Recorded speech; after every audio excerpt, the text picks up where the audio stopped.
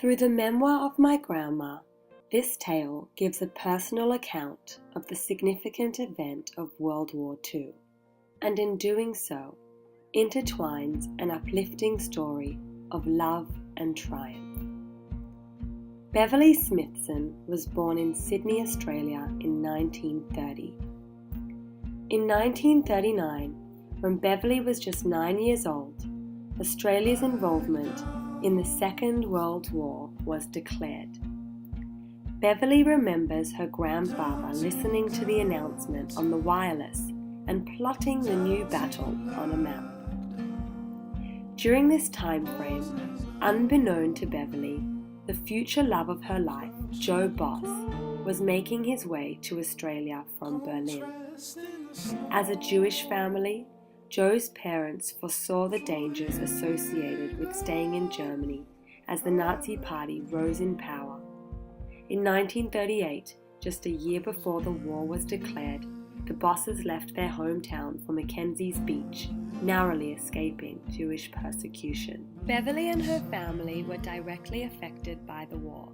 Her grandmother joined the National Emergency Service, her father the Air Force, and her brother enlisted in the Army too.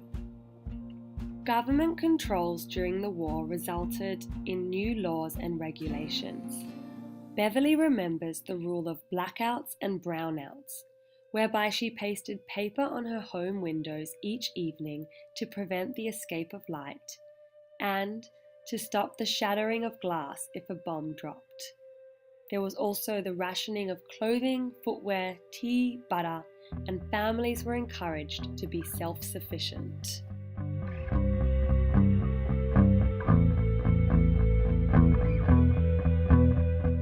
Beverley used to go to school with her own reserves: a tin with a ball cut in half for earmuffs, chocolate for shock, and a wooden peg to bite down on in case there was an attack.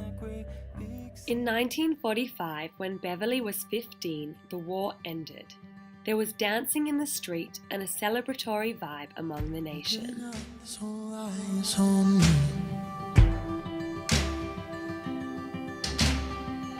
Call it out like a family. By 17, Beverley was enrolled at Sydney Girls High, learning side by side Joe Bos, who was at Sydney Boys High. During breaks, they used to talk over the school fence. Beverley might not have known it then, but her life was about to take a dramatic change. She fell in love for the first and last time, as well as adopted a new culture and religion. Seemed like a lie to even you. A few years after meeting, the two were engaged and Beverley was undergoing converting to Judaism. Looking back on her childhood, Beverley could never have imagined marrying someone from the country that her brother was fighting and converting to a religion which was coming out of oppression. Although there is no denying that World War II was a difficult and globally tragic event, my grandma can recognize that if it weren't for these circumstances, she and Joe would not have been brought together.